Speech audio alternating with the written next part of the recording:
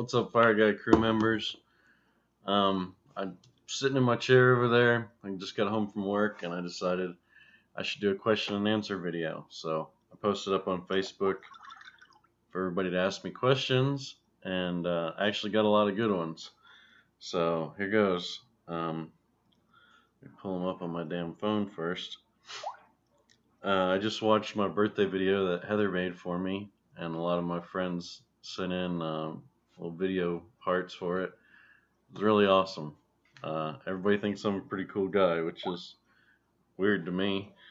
But I mean, I guess I'm a genuine, honest guy, so I guess that's all it takes. But it's cool to have everybody tell you how much uh, you mean to them in their life. So that's pretty awesome. All right, let's pull up. And thanks to everybody that sent stuff in. I mean, I know a lot of y'all probably aren't watching, but most of y'all are. Uh, Thanks a lot. I really appreciate it. It means a lot. All right, here goes. Start at the top. The first question I got is from Hoosier Rider. It says, "How did you get into your current job, upfitting police cars? And were you trained or self-taught?" And that's a good question. Let me start with the was I trained or self-taught part. Um, I was trained a little bit. I learned a lot of things on my own. Um, I have just a mechanical mind, so it's easy for me to learn a lot of things like that. Um, Back when I was 14, 15 years old, I got kicked out of school for like a year because I was a bad kid, bad apple, you know. And my dad owned a business fixing fire trucks, and it was just him. He was just the only dude. He owned his own business, and he just fixed fire trucks all day. And from that point on, I was free labor for him for about a year and a half. So I learned a lot during that period of my life. And before that, I was pretty mechanically able. I was always in my grandfather's garage building shit, tinkering with stuff. But I really learned to like apply it to an actual job during that time of my life. And I don't know. I believe that if you have a mechanical mind and mechanical ability and you're good with your hands, that's something you can develop on your own. I was telling one of my fans a few weeks ago, I don't really believe in going to tech schools and stuff like that. I don't believe you could walk into a place and they can teach you how to be good with your hands and think mechanically. I think that's just something you either have or you don't have. And going to a tech school is not really going to teach you how to do that. It may teach you a specific part of that, mechanical uh, job or what have you, but you got to have that basis knowledge and skills to really be successful at it. And the way I found this job is I was just sitting around one day thinking, what the hell am I going to do to make money next? And I found a listing online that said emergency vehicle technician. And of all the jobs in the world, that's the one I know how to do. So I was like, oh hell, they're hiring what I do, like what I'm certified in doing. So I gave them a call just to see what was up, and I kind of had my doubts as to if it was going to be worth the shit or not. It turns out they're a really good company, and they're very professional and appreciate professionalism and things like that. And we just kicked it off. They really appreciated me, and I really liked the way they operated. So, boom, got the job. They told me they interviewed some other people, but none of them knew like the specifics of emergency vehicles like I did. So they put me right in there, and I just work by myself now in the shop in Dallas and represent their company, doing what I wanted to do in the first place when I quit my job. So the second question is, what's your least favorite color? And probably shouldn't do that. That's probably bad for the microphone. But anyways, I told the guys on Facebook, ask me some questions and not what's your favorite color, what's your least favorite color. I really don't like pink, which is bad because like it stands for a lot, breast cancer awareness and all that. But I just hate it. I really hate it when guys wear it, and I hate it even more when guys wear it and say, it's salmon. This is not a pink shirt. It's a salmon shirt. It makes me more of a man because I'm secure in my sexuality, so I can wear a pink shirt. Yeah, go fuck yourself, dude. I mean, that's my honest opinion. I don't like fucking pink. I just don't like it. My wife likes it. It's her favorite color. She's a chick. She can get away with that shit. I'm a dude. I don't like pink. It's just how it is. There's only one kind of pink I like. You don't know what that is. Alright, third question. I guess I should give the names, huh? William asks, uh, what is the thing that you want to do the most on your bucket list and why? Of all the things I can think of that I want to do before I die, one of them is circle wheelies. I want to learn that, but I'm too much of a fucking pussy, and I'm too crippled up to actually learn that shit. And maybe I'm running out of talent. I don't know. You reach like 47 years old like I am, and you start losing talent, and a lot of other things. But I really want to do circle wheelies, but the thing that came to mind first is I want to get shot at. Like, imagine the thrill it would be to fucking get shot at. I'm sure if you've ever been shot at, you're like, no, it's not all it's cracked up to be. But that would be a fucking exciting day. And every time I tell people that, they're like, well, I got a gun, I'll fucking shoot at you. And I'm like, no, you really got to sell it. Like, I really got to believe that I'm in fear for my life. And you're shooting at me because you're genuinely pissed at me. Like, I just think that'd be pretty fucking exciting to be shot at and be like, take off, run away. I can't run, but I'd probably get fucking shot, but whatever. I think that'd be like the ultimate thrill. Like somebody trying to kill your ass. Like you'd be fucking pumped for a week after that. Um, let's see. Spencer says, "How did you meet Fire Girl?"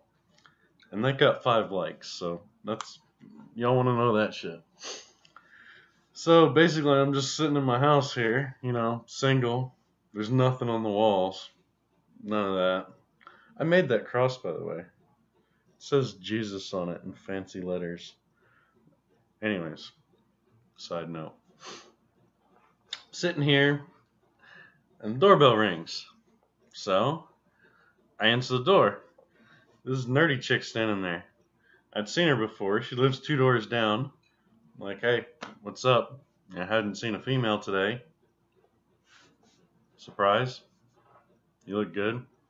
Yeah, anyways, what do you need? And she says, well, my son kicked a ball into the neighbor's yard because she lives 2 doors down. And I know you're friends with him. Can you go back there and get the ball from my son? He's playing with his friend in the backyard. I said, yeah, sure. No big deal. Come on in. So we walk through the house, and as a woman, I guess, you got those spidey senses. And she's like, yeah, you're single, aren't you? And I was like, yeah. She's like, I thought you were married. And I was like, I was a year and a half ago. Year ago, whatever, where have you been? She's like, I don't get out much. And I'm thinking, yeah, I know, because you lived there like 2 years and I've only seen you twice. And we went into my backyard and I gave her the ball and she's just like, hey, I'm 2 doors down. You ever need anything? Whatever. You want to hang out? Just give me a call, whatever. I was like, all right. And at that point, I didn't really want to be with anybody or date anybody or things like that. But I was like, she seemed like a genuine, honest person. And that's probably what I needed in my life at that point. So she added me on Facebook after that because I guess she knew me through my neighbor. And my neighbor's like best friends. So, yeah, everything after that, we just started hanging out. And I realized she was too good of a person to let go. So, the rest is history. Now we're married. Got one of those things. And, but, it's carbon fiber. Badass. All right. The next one is, what was your first bike, and did you have any riding experience before you got it? My first bike was like a 96, 94, 90 old KLR 600. Big Kawasaki, like dual sport. I mean, just monster. Gigantic. I couldn't touch the ground. I was like this scrawny little 16-year-old kid, and I'm like pointing my toes off it, like, I can't touch. And my dad's like a pretty good rider. He's the one that bought it for me, and he's a man's man. He's like, well, I want to get you a bike, something to get around on, and I want to get you something that had some power. So if you got into trouble, you can get out of trouble. I mean, a little pussy bike running around, I don't want a man's bike. Someone comes at you, you can zip out of the way. And I was in Montana, so it was a perfect bike because it was a dual sport, and there was a lot of places to ride. You could just fly off the road and ride through ditches, and there was just a lot of areas you could just pull off the road and go off-roading around there because nothing's developed out there. And I didn't have much riding experience at all. My grandfather had this little like moped that was from the 60s or something, and up in Pennsylvania where he lived, it was in the garage and had been through the flood when the Susquehanna River, reached its banks and flooded the whole town back in the 70s or whatever. And we got it running. I ran around the field a little bit with that, but that was about my only riding experience. And I'm riding around in circles real slow in the yard, and my dad's like, let me show you how to ride that thing. So he hops on it and starts jumping telephone poles with it that were in the yard, like as a barrier between the driveway and it's in the country, between the driveway and the grass. And he's just riding, popping the back wheel and catching air over him. And I was like, wow, that's how you ride a bike. And I learned to ride after that. And then I got a sport bike, couple sport bikes. And there's always a point in your life where, you're broke, you're living on your own, you can't really afford a bike. So there was maybe a 5-year period where I didn't have a bike at all. And I've had bikes ever since. The first bike I bought on my own was a KTM 200 dirt bike. And I sold that for the CRF. I had RC51. I had a Supermoto after that.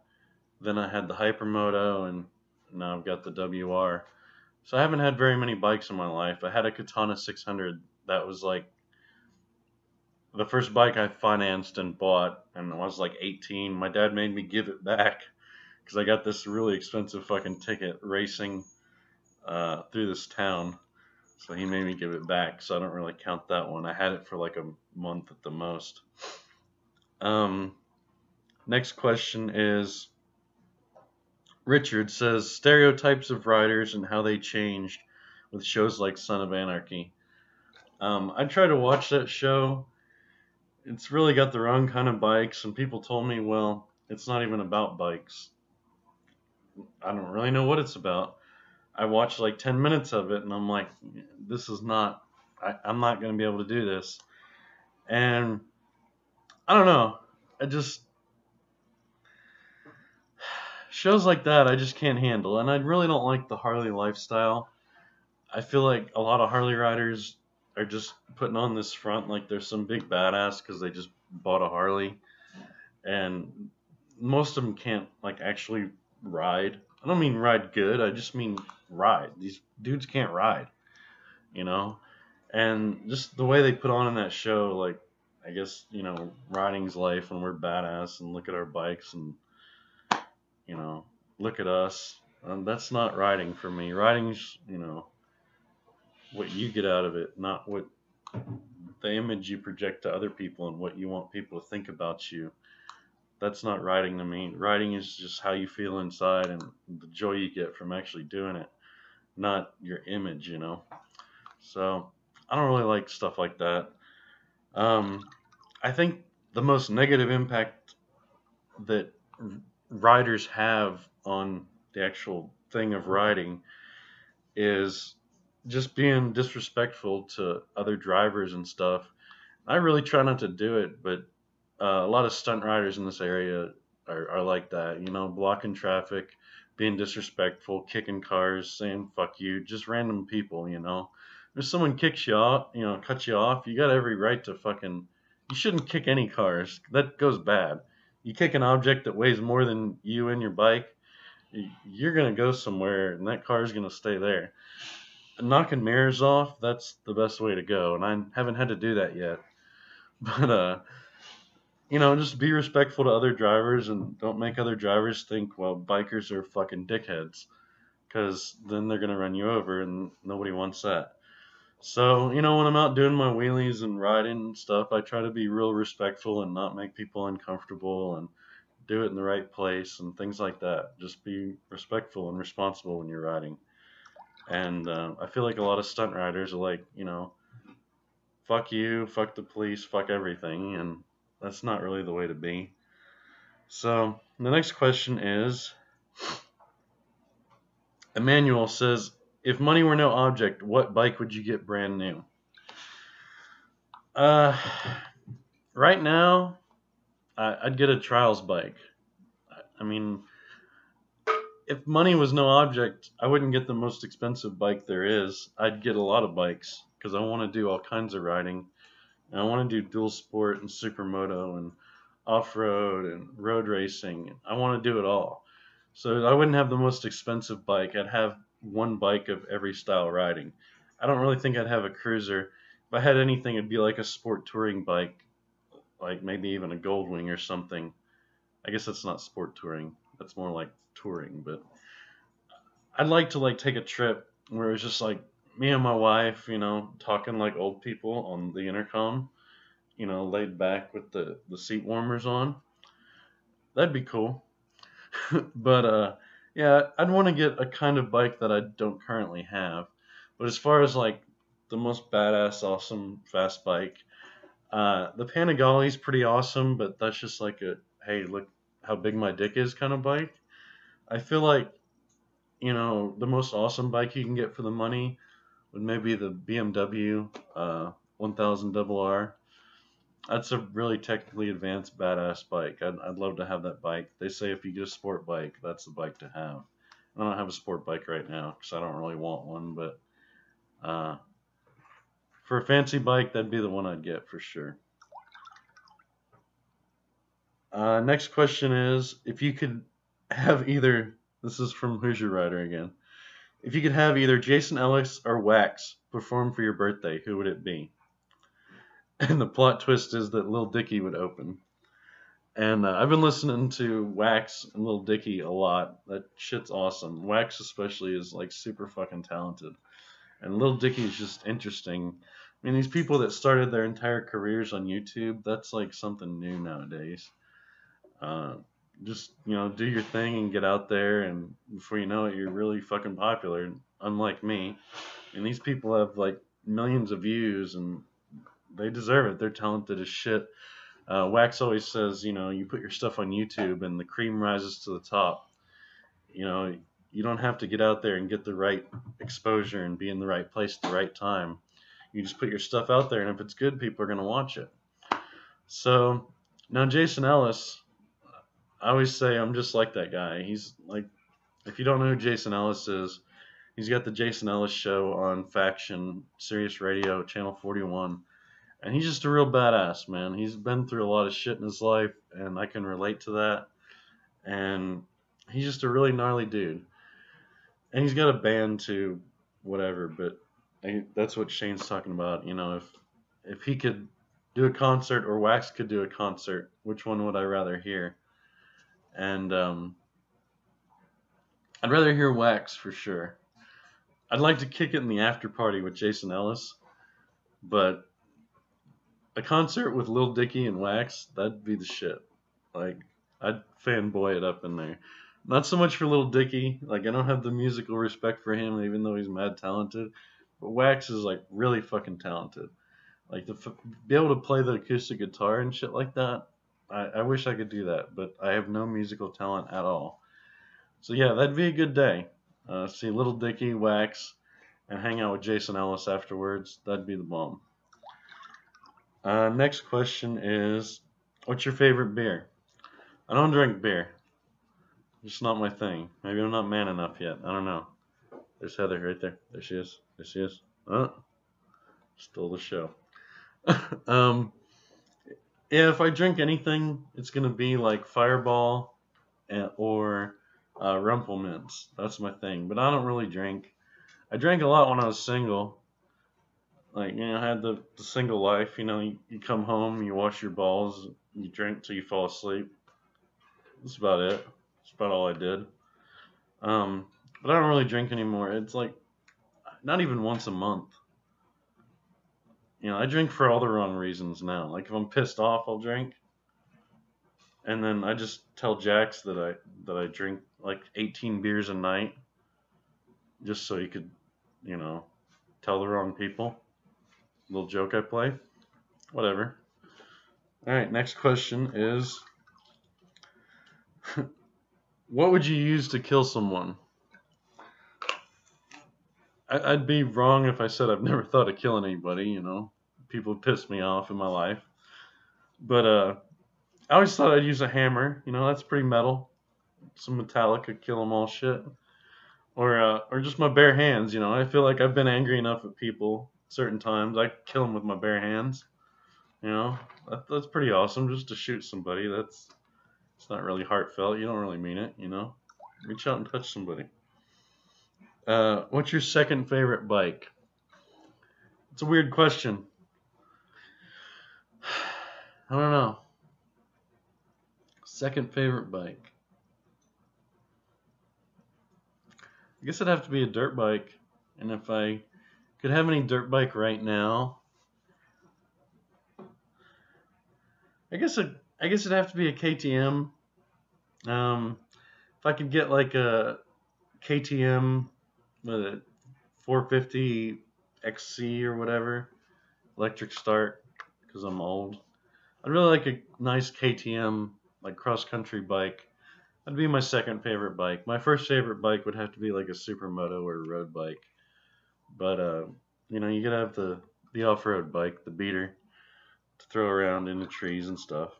So my second favorite bike would probably be like a KTM cross country bike. Um, my first KTM was really awesome, 2-stroke. I'd like to have a 4-stroke KTM one day when I replace the CRF. Evan says, what do you think about the war on drugs and how it's affected the relationship between police and the people? That's a good question as well. I'm trying not to get all political and share my views on certain things because I just don't know enough about things to be doing that. As far as the relationship between people and police, I don't think that has a lot to do with the war on drugs.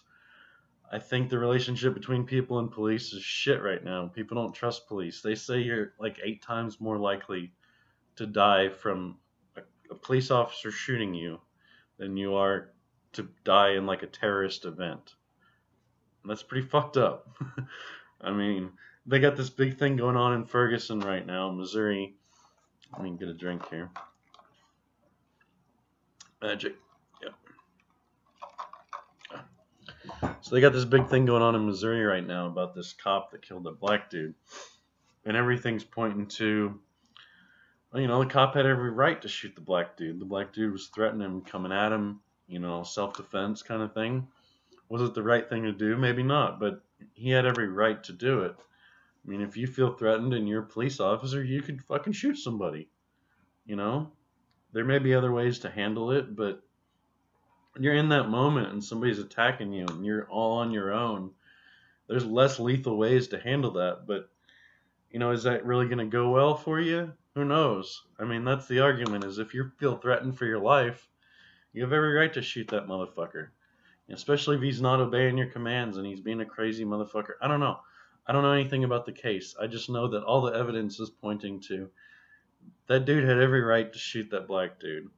And it has nothing to do with being black or white, but that's what people are making it out to be.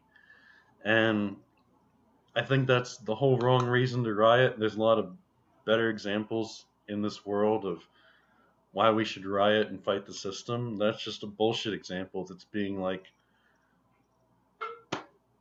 hyped up by the media. I mean, it's almost like they want that shit to happen, They're pushing it to happen. But as far as the war on drugs, I think it's bullshit. I mean, I look at other countries' views on drugs. I mean, some countries give away heroin to heroin addicts just because it lowers crime. And it doesn't sound like a great idea, but it works. I mean, the countries that give away heroin, they have the least related drug crimes around, and there's not as many junkies. And, they're actually providing treatment and care for these people as well. So they're trying to turn things around. I think the war on drugs is just a way to fill the prisons. And nowadays, prisons are money. So it's all fucked up. And I've been looking into this, Rick Ross thing and the real Rick Ross. If you don't know about that, you should look it up. This guy's a crazy dude. But he was like a big cocaine kingpin, and he talks a lot about the war on drugs. And the war on drugs has been used to fund a lot of different things that are really fucked up if you look into it.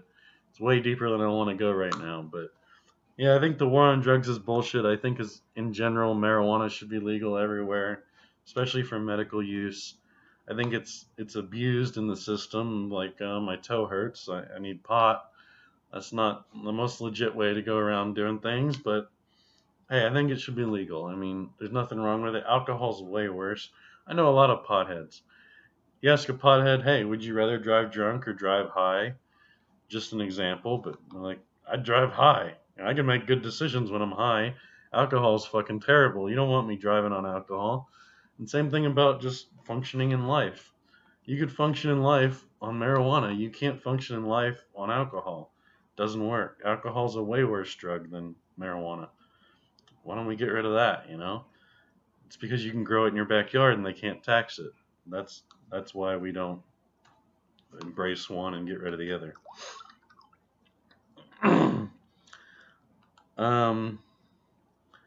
Blaze says, what's your new job? How'd you get it? And what do you enjoy or dislike about it? Well, I've already talked about the new job. I enjoy the fact that I'm there by myself and I don't have to put up with anybody else. I don't have anybody looking over my shoulder. I could work at my own pace, go to lunch when I want to, take breaks when I want to, listen to the music I want to, however loud I want to. And I just like that. It's boring sometimes. Real boring. I mean, sitting there talking to yourself all day, soldering wires. But I like it that I'm by myself and I don't have anybody looking over my shoulder being like, hey, you were 2 minutes late today. I don't need that shit. I'm going to get there and I'm going to do my job. It's going to get done. It's going to get done well and it's going to get done on time. And that's all that matters to me. When I go to lunch, when I show up to work, how I do things, it's not really a concern. It's whether the job gets done and it gets done well, and the customer's happy. That's the most important thing. How you look, how you dress, your way of doing things doesn't really matter. And that's what I like about it. What I dislike about it is it's a little repetitive at times. I mean, let's say you get a contract and you've got 10 police cars. They're all the same. By the 10th one, you're like, oh, fuck, I've done this way too much and, it's not challenging anymore. But the next police car, it's still a police car, but it's got different equipment in different places, different challenges. So it's a little different. But the repetitiveness of over and over again, the second, third, fourth one, you're like, I can do it faster, do it better this way. Like, oh, here's a better way to do that and faster. And oh, look how fast I got all that done. I'm getting really good at it, But then after like, the fifth or sixth one, probably get pretty boring. I was just doing this last week and the week before that. So that would have to be a dislike, but it comes and goes. Everything, you get done with one batch and the new batch comes in, new customer, new equipment, new way of doing things. It's a whole new game again, same vehicle, but it can be done in a million different ways, so it keeps it fresh. Evan says, would you recommend vaping to non-smokers? And yeah, because I was a non-smoker when I started vaping. I just needed something to do, I was like, hey, this can curb my ADD right here. Just, sit back.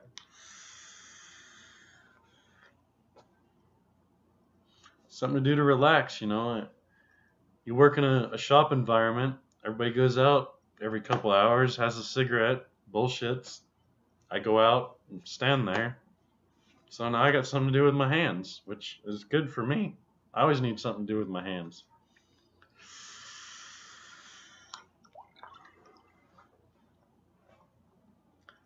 Favorite vape liquid? Right now, I bought a 100 ml bottle of Social Lizard. It's called Toucan Crack with milk. Basically tastes like breakfast cereal with milk. It's really good. Um, I don't really have a favorite that I go back to.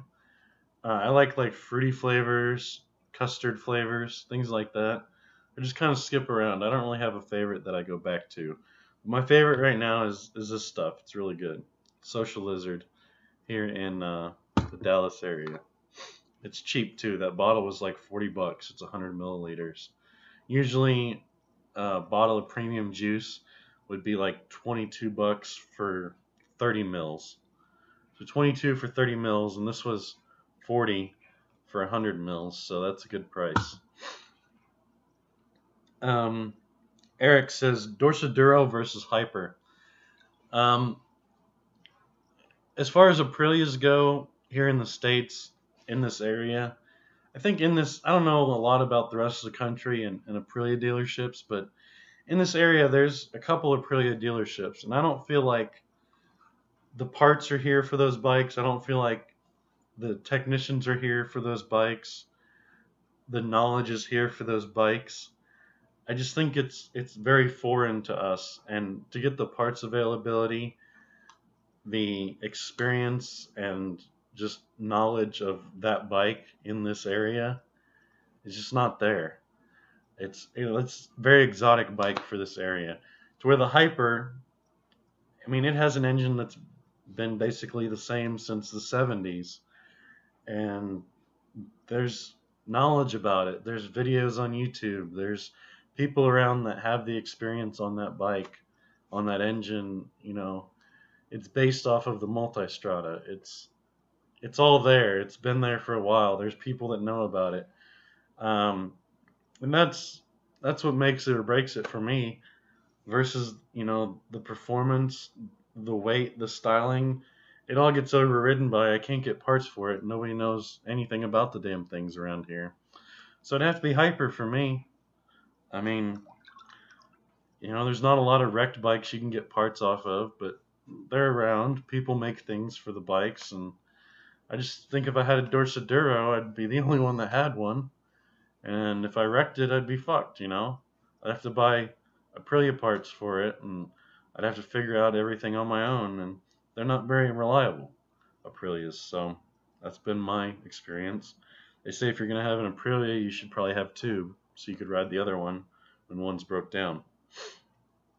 Nerb1, he said, you recently traveled to Thailand. Did you get the travel bug? What other countries would you like to visit, and why? I read that very good. That was a good read. Nerb's a cool dude. I was just watching him today. He did this adventure series, the Super Adventure series, and him and Osmotica. It was very entertaining. I watched it while I was working today, and I'd never been out of the country. I never had the desire to go out of the country till these idiots are like, "Hey, you should go with us to Thailand," and that's pretty cool that my videos and my personality and my riding could bring me to another country. That's crazy to me. And it was cool. It was hard being away from the family. It was hard being away from everything. But it was chill. I enjoyed it. I don't know of any place I'd like to go besides that. I didn't even really want to go there. But I think if I had to go anywhere, maybe somewhere in Europe, Austria maybe, see the KTM shit there, and see Erzberg or Romania, the Romaniacs race. That'd be awesome. I wouldn't want to do it, but I'd like to see Italy maybe. I'd like to go to Europe, do a Europe trip. I would like to have my wife there, maybe my whole family, and but some things aren't really family friendly, like going to Thailand, riding your bike through a jungle. So she didn't get to go on that one. She wanted to go though. She wants to go everything with me, which isn't a bad thing. Chris says the hipster beard trend and how it affects real men with beards. Um, I don't know anything about trends really. Having a beard is the most popular thing I do. If something's popular, I usually don't like it.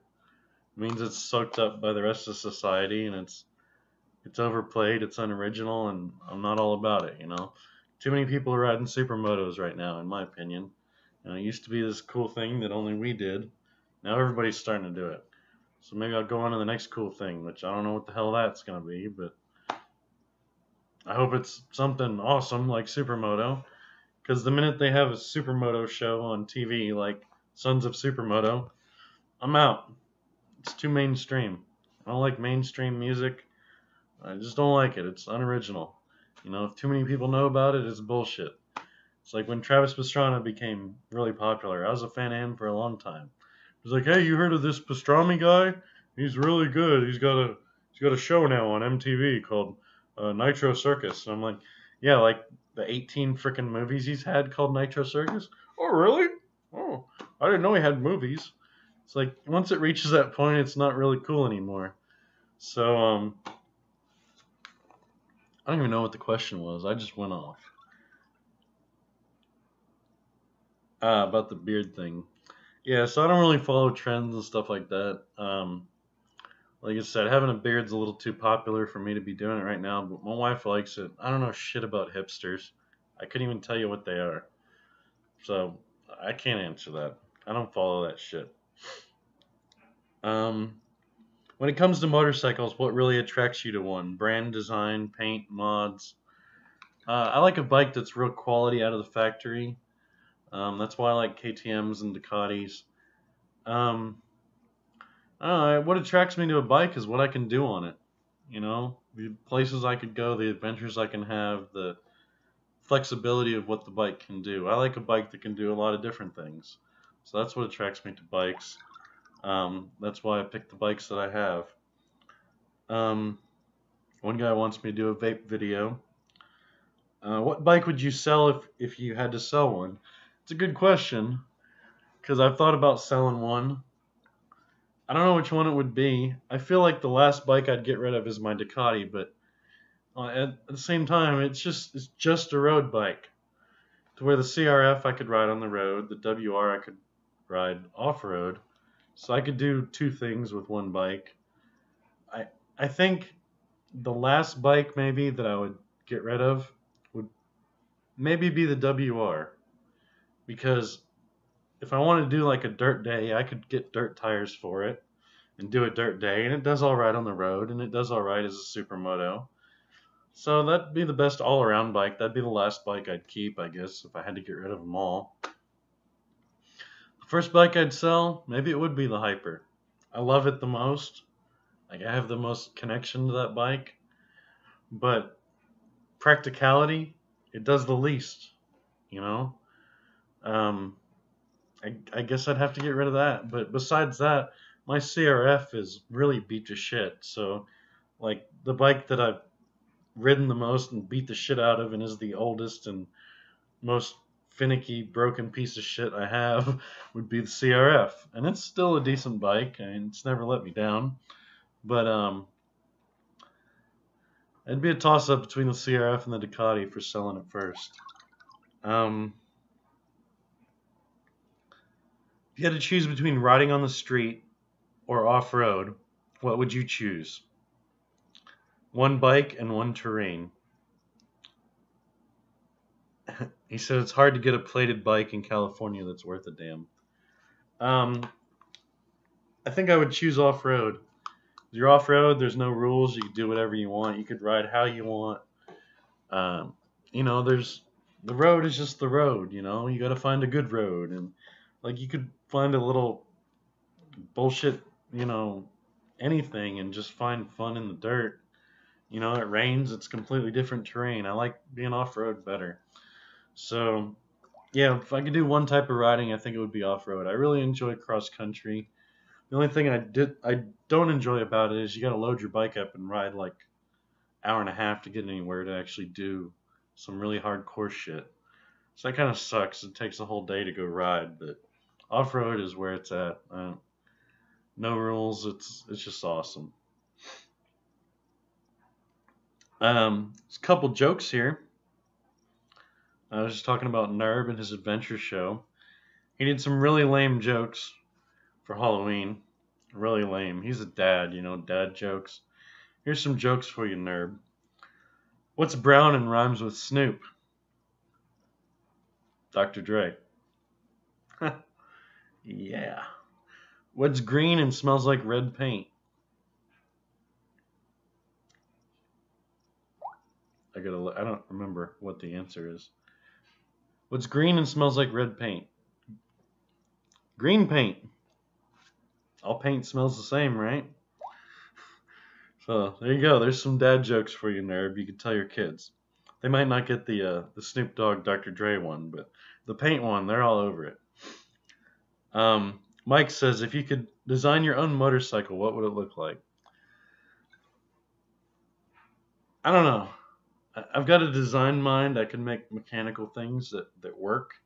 As far as aesthetics and the looks of things, I'm not really good at that.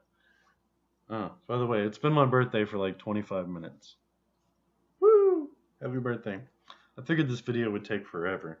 Most people probably aren't watching by now. Whatever. You hardcore fans are loving this shit, I'm sure.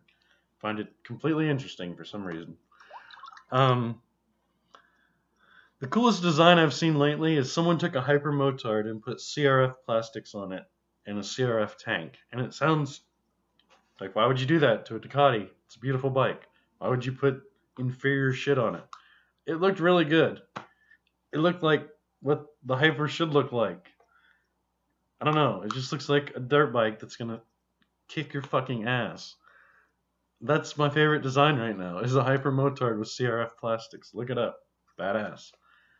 I'm going to have to do a part 2 of this video. I'm getting a lot of good questions. Your thoughts on the H2R? It's awesome. I mean, the faster the bike, the cooler, I guess. Supercharged, that's different. But let's face it, most people can't even ride a 1000 to its potential. And now they've got this thing, and where are you going to ride it? Where are you going to enjoy it? It's one reason I got out of sport bikes. You're not having fun unless you're doing 120 miles an hour. What good is it? It's basically everybody's take on that bike. David says, is there a point when out riding off-road you find silence in your head? Yeah, and that goes with his next question as well, which says, why is it when you're banging bars in the trees you can tell a story without skipping a beat? I think when my mind is completely occupied and I'm really focused on something is when my mind is the clearest and I could concentrate the best. Otherwise, I'm just everywhere with my thoughts. If I'm really focused on something, I can just think very clearly and just really get down to the nuts and bolts of what I'm thinking about and not be like, oh, something shiny. That's my life most of the time. If you put me in a really intense situation where there's a lot of pressure, my mind becomes really clear and focused and I can think clearly. That's about the only time I can do it. So that's a good question. They both kind of... M13's messaging me. He's a cool dude. We've been talking. Where did you hide the bodies? I would get caught. I mean, I wouldn't be good at hiding bodies, I don't think. Maybe I would be. I don't know. I don't want to find out, be honest with you. Would you come snowmobiling with me? Yeah, I would do that. I've been snowmobiling a couple times. You know what's scary about that? That and water sports. It's just right under the surface. You don't know what's there. It could be something that's going to kick your ass. Like you're snowmobiling along and you hit a tree stump at 60 miles an hour. That's a bad day. That's kind of scary to me. I like knowing what's there, Snowmobiling's kind of sketchy, but yeah, I'd do it. Hell yeah. Bad drivers, people are idiots. They can't drive. Especially Asians in America. Asians can drive like a motherfucker in their own country, but everything's different there. Don't even get me started on bad drivers. But Asians in America, mm, Americans can't drive. How about that? Asians can drive. Americans can't drive, and Asians can't drive in America. American drivers are assholes. They don't pay attention. Some countries, like driving's a lifestyle. Like it takes you like in Scandinavia, it takes like 5 years to get your license. Like you got to be like a race car driver to get a license there. That's driving. You can't drive in America. People can't drive. Would you have flamethrowers on your bike if you could to surprise people behind you? No. I mean, it'd be cool. I've been approached. Loudon Dave's like, hey, we got to do this. Put flamethrowers on my bike. Yeah, it's cool. But, back to the thing of I like what the bike, can do when you're riding it. Not how it looks. That's kind of a how it looks thing. I mean, burning the person behind you, sure, you could do that, but how many times a day are you going to do that? I'd like one that performs, you feel it all the time. Something that you could really connect with, not just like, hey, look what I can do. Not as cool to me. What do you think about Jake's bike? It's good. I've rode it several times. It's one of those bikes I can just get on and just feel and just feel like I could ride to my ability on that bike and not have to get used to it. It's a solid bike. I really like it, and I'm really surprised at how it's held up on the street. It's held up really great. Supermotos, they rattle themselves apart, single cylinder, and they're really high maintenance and whatever. But I think the WR surpasses all that. If you're gonna have a 450 on the street, I'd say get a WR. I had my CRF X on the street, and it's a 450. And I had hot cams in it and stuff like that. It was just too radical. Anytime you put performance in an engine, it's going to cut down reliability. A lot of people don't understand that. But as far as the WR, it seemed like they got that perfect balance between performance and reliability. It's just a solid feeling bike. I really like his bike. Good starter bike. I've covered this before. I always say get a DRZ because it's a tank. It's reliable. You throw it on the ground. You're going to be able to pick it back up and ride away. It's going to last you a long time. It's going to hold its value. Starter bike, I'd say get a DRZ. It's also not too gnarly. It's not really going to kick your ass. I got two more, and then I've got some private messages. I'm going to try to cut this video off in an hour. So I hope y'all are still with me. I'm not just talking to myself here like it really seems like I'm doing.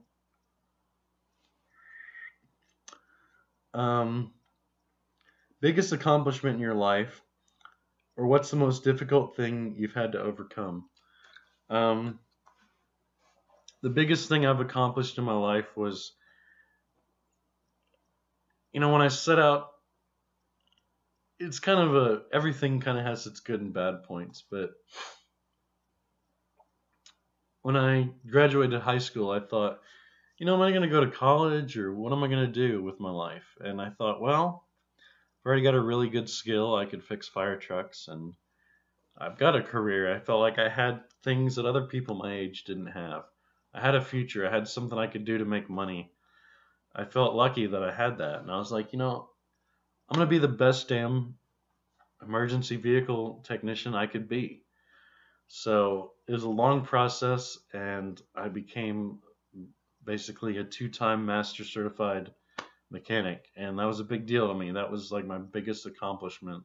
I think I was like 24 when I did that, and that's been like the longest process and payoff of something I've had to do in my life. That was a big deal to me. I actually got a tattoo when I did that, and I should show you all this.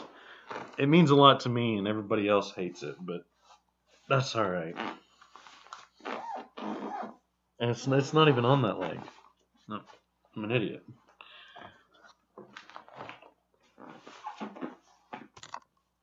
All right, there it is. The fireman's axe.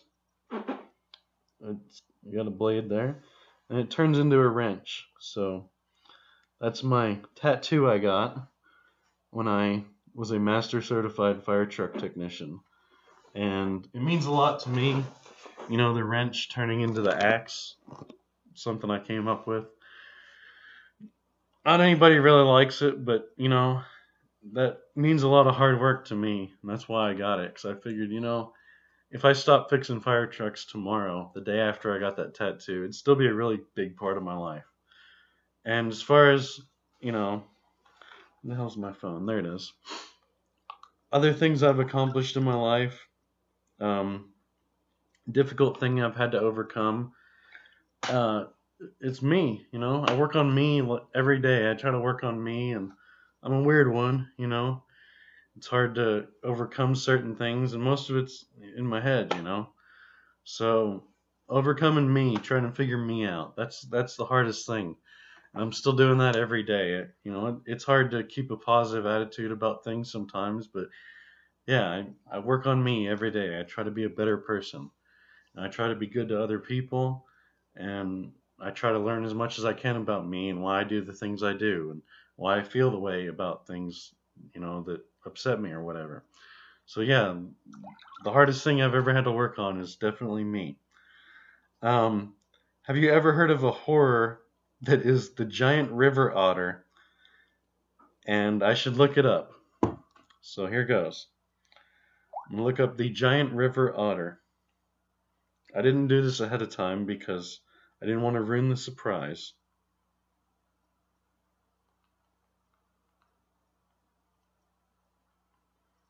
Here goes.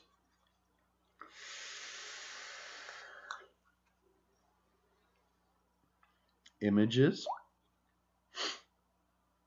Oh, related. Giant river otter attack. This thing looks like a seal. I'm not the smartest guy in the world. I don't know what an otter looks like. But this thing looks very evil and cuddly all at the same time. I thought it would have more hair. Oh, look at that fierce little bastard right there. Of course, we can't see it on the damn screen. Really? It's a fierce, cute picture. There it is. He's like, ah! I think I want one. Let's see actually what they are here.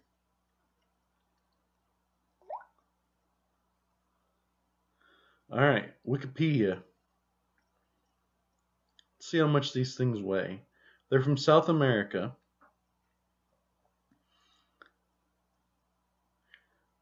They reach up to 5.6 feet. That is giant. That's like me. That's me. How many pounds? It doesn't say. They've got to be like 150 pounds.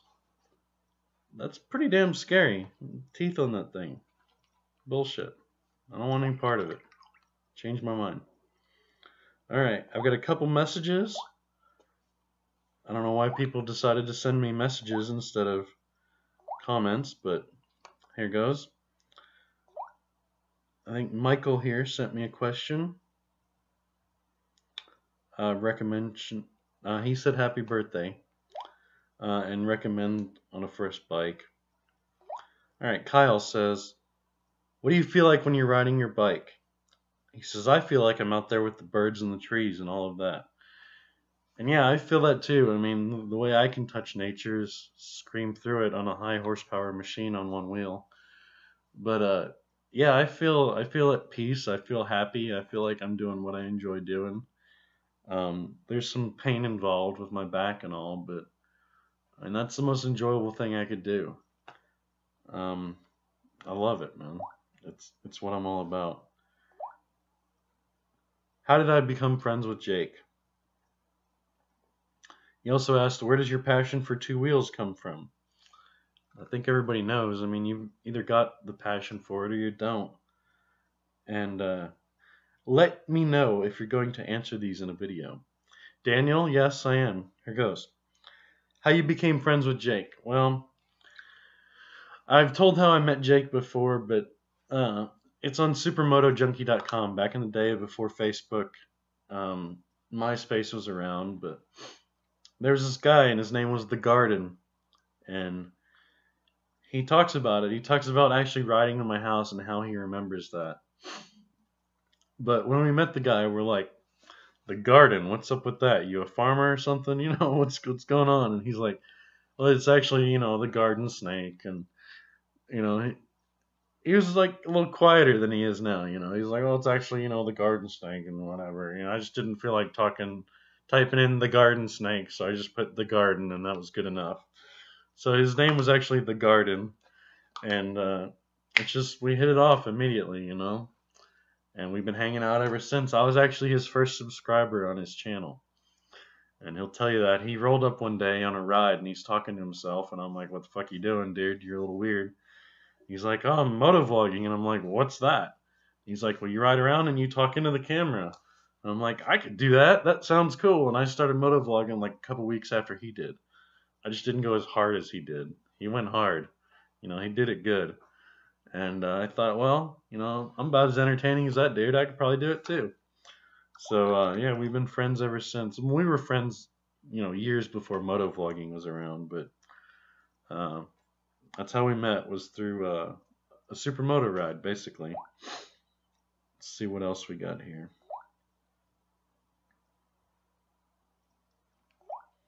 I guess that's it. That's all the questions. We're right at about an hour. Longest video I've ever done. I've sat here and talked the whole time and been somewhat entertaining. So thanks for all the questions, you guys. Thanks for the support. Hopefully my wife is still awake. It is now 1:42 in the morning, and I've got to go to work in the morning, and it's my birthday. So thanks for all the support, and I'll talk to y'all later.